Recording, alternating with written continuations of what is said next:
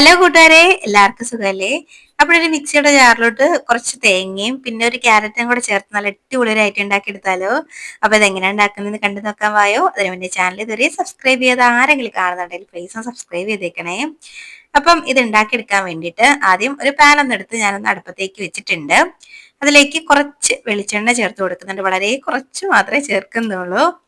ഇനി അതിലേക്ക് ചേർത്ത് കൊടുക്കുന്നത് ഒരു ചെറിയ ഒരു മീഡിയം സൈസ് ക്യാരറ്റ് എടുത്തിട്ട് അതിന്റെ ആ തൊലിയൊക്കെ ഒന്ന് പീൽ ചെയ്ത് കളഞ്ഞ് ഒന്ന് ചെറുതായിട്ട് അരിഞ്ഞ് ഇതിലേക്ക് ചേർക്കുന്നുണ്ട്. ഞാനൊന്ന് വട്ടത്തിൽ അരിഞ്ഞാണ് കേട്ടോ ചേർക്കുന്നത്. ഇനി ഇതിലേക്ക് ചേർത്ത് കൊടുക്കുന്നത് ഒരു ചെറിയ പീസ് ഇഞ്ചി എടുത്ത് ഒന്ന് രണ്ടായിട്ട് കട്ട് ചെയ്ത് അതും കൂടെ ചേർക്കുന്നുണ്ട്.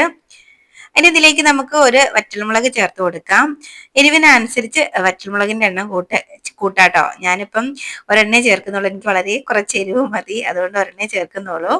ഇനി ഒരു 4-5 കുഞ്ഞുള്ളിയോ അല്ലെങ്കിൽ സവാളേന്റെ പകുതിയോ ഒക്കെ എടുക്കാം, ചേർത്ത് കൊടുക്കുന്നുണ്ട്. ഇനി എല്ലാം കൂടെ ഒന്ന് മിക്സ് ആക്കി നന്നായിട്ടൊന്ന് വേവിച്ചെടുക്കാം. ഇതുപോലെ ഒന്ന് വഴറ്റിയെടുത്ത് ഒന്ന് റോസ്റ്റ് ആക്കി ഒന്ന് എടുക്കാം. ആ ക്യാരറ്റിന്റെ ഒക്കെ കളറൊക്കെ ചെറുതായിട്ടൊന്ന് മാറി വരണേ, ആ ഒരു സമയം വരെ ഒന്ന് വഴറ്റിയാൽ മതി.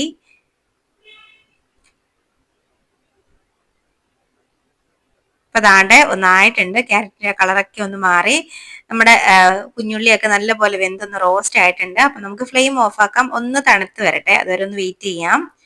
അപ്പൊ ദാണ്ട ഒരു മിക്സിയുടെ ജാറ് ഞാനൊന്ന് എടുത്ത് വെച്ചിട്ടുണ്ട്. അതിലേക്ക് ഒരു കപ്പോളം തേങ്ങ ചിരകിയെടുത്ത് ഫ്രഷ് ആയിട്ട് ചിരകിയെടുത്ത് തേങ്ങയാണ് കേട്ടോ. അപ്പൊ ഈ ഒരു ഐറ്റത്തിന് നമ്മൾ ഫ്രിഡ്ജിൽ വെച്ചിരുന്ന തേങ്ങ ഒന്നും എടുക്കരുത്, ഫ്രഷ് ആയിട്ട് ചിരകി എടുക്കുമ്പോഴേ ആ ഒരു ടേസ്റ്റ് കിട്ടുള്ളൂ കേട്ടോ. ഇനി നമ്മൾ നമ്മുടെ ക്യാരറ്റിന്റെ ആ ഒരു മിക്സും കൂടെ ചേർത്തിട്ട് ഒരല്പം വെള്ളം കൂടെ ചേർത്ത് വേണം ഇതൊന്ന് അരച്ചെടുക്കാന്. ആവശ്യത്തിന് ഉപ്പ് ചേർത്ത് കൊടുക്കാം. അപ്പൊ ഞാൻ ഇതിലേക്ക് വെള്ളം ചേർക്കുന്ന വീഡിയോ കാണിക്കാൻ മറന്നുപോയതാണ് കേട്ടോ. അപ്പം വെള്ളം കൂടെ ചേർത്ത് വേണം കേട്ടോ അതൊന്ന് അരച്ചെടുക്കാന്. അപ്പൊ അതാണ്ട് ഞാൻ ഇതുപോലെ ഒന്ന് അരച്ചെടുത്തിട്ടുണ്ട്. അപ്പൊ നമുക്ക് ഇത് അങ്ങോട്ട് മാറ്റി വെക്കാം. ഇനി നമുക്ക് ഇതിന് ഒരു താളിപ്പും കൂടെ വേണം. അതിന് അതേ പാൻ തന്നെ ഒന്ന് എടുത്തിട്ടുണ്ട്, കുറച്ച് വെളിച്ചെണ്ണയും കൂടെ ചേർത്ത് കൊടുക്കുന്നുണ്ട്. അപ്പൊ വെളിച്ചെണ്ണ ഒന്ന് ചൂടായി വരട്ടെ, അപ്പോഴേക്കും നമുക്ക് ഇതിലേക്ക് ഒരു 3/4 ടീസ്പൂണോളം കടുക് ഇട്ട് കൊടുക്കാം. ഇനി ഇതിലേക്ക് ഒരു 1/2 ടീസ്പൂൺ ചെറിയ ജീരകവും കൂടെ ഞാനൊന്ന് ചേർത്ത് കൊടുക്കുന്നുണ്ട്. കൂടെ കുറച്ച് കറിവേപ്പിലയും കൂടെ, അതിന് വലിയ കണക്കൊന്നുമില്ല, ഇഷ്ടത്തിനനുസരിച്ച് ചേർക്കാം. ഞാനൊരു 2 കറിവേപ്പില എടുത്തിട്ടുണ്ട്. ഇനി നമുക്കിതിലേക്ക് നമ്മുടെ ചട്നി ഉണ്ടല്ലോ അതങ്ങോട്ട്, ഈ ചട്നിയിലൊക്കെ ക്യാരറ്റ് ചേർത്ത് ഉണ്ടാക്കി കഴിഞ്ഞാൽ എങ്ങനെ ഉണ്ടാവും എന്നൊക്കെ ചിലർക്കെങ്കിലും ഒരു ധാരണ ഉണ്ടാവും, പക്ഷെ നല്ല ടേസ്റ്റ് ആണ് കേട്ടോ. അപ്പൊ അതാണ്ട് ഞാൻ മൊത്തം പാനിലോട്ട് ഇട്ട് കൊടുക്കുന്നുണ്ട്. ഇനി ആ അടപ്പിലും ഒക്കെ ഉള്ളതൊക്കെ ഇതിലേക്ക് അങ്ങോട്ട് ഒഴിച്ചു കൊടുക്കുന്നുണ്ട്. ഇനി ആ മിക്സിയുടെ ജാറിൽ പറ്റിപ്പിടിച്ചിരിക്കുന്നതിലൊക്കെ കുറച്ച് വെള്ളം ചേർത്ത് ആ മിക്സി ഒന്ന് കറക്കി ഇതിലേക്ക് ഒഴിച്ചു കൊടുക്കാം. ആവശ്യത്തിന് എത്രയാണോ ചട്നിക്ക് വെള്ളം വേണ്ടത് അതിനനുസരിച്ച് ചേർക്കാം. കുറച്ച് വെളിയിൽ പോയിട്ടുണ്ട്. അപ്പൊ അതാണ്ട് ആവശ്യത്തിന് വെള്ളവും ചേർത്ത് ഇതുപോലെ ഒന്ന് മിക്സ് ആക്കി എടുക്കാം. ഞാനൊരു തിക്ക് ചട്നി അല്ല കേട്ടോ, നല്ലപോലെ ഇങ്ങനെ ഒഴിച്ച് കഴിക്കാൻ പറ്റുന്ന ലൂസ് ആയിട്ടുള്ള ഒരു ചട്നിയാണ് ഉണ്ടാക്കുന്നത്. അപ്പൊ തിക്കായിട്ട് വേണമെങ്കിൽ നിങ്ങൾ അധികം വെള്ളമൊന്നും ചേർക്കണ്ട കേട്ടോ. ഒന്ന് മിക്സ് ആക്കി ഇനി നമുക്ക് അതിന്റെ ഉപ്പൊന്ന് ചെക്ക് ചെയ്യാം. ഉപ്പ് ഞാൻ നോക്കിയപ്പോൾ ഒരല്പം കുറവുണ്ടായിരുന്നു, അപ്പൊ ആവശ്യത്തിന് ഉപ്പും കൂടെ ചേർത്തിട്ട് ഒന്നും കൂടെ മിക്സ് ആക്കുന്നുണ്ട്. ഇത് ചെറുതായിട്ടൊന്ന് ചൂടാക്കി എടുത്താൽ മതി, ഒരുപാട് തിളപ്പിക്കരുത് കേട്ടോ, അപ്പൊ ആ ടേസ്റ്റ് അങ്ങ് പോകും.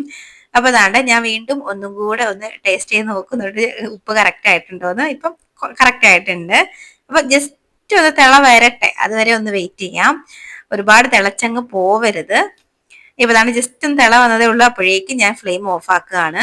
അപ്പൊ നമ്മൾ ടേസ്റ്റി ആയിട്ടുള്ള ഒരു ക്യാരറ്റ് തേങ്ങാ ചട്നിയാണ് കേട്ടോ. ഒരു വട്ടെങ്കിലും ട്രൈ ആക്കി നോക്കണ്ടായിട്ടോ. ഇഡ്ലിൻ്റെയോ ദോശൻ്റെ കൂടെ ഒക്കെ നല്ല അടിപൊളിയാണ്. ഞാൻ ആദ്യം ഉണ്ടാക്കിയപ്പോഴേ എനിക്ക് ഭയങ്കരമായിട്ട് ഇഷ്ടപ്പെട്ട ഒരു ചട്നിയാണ് കേട്ടോ.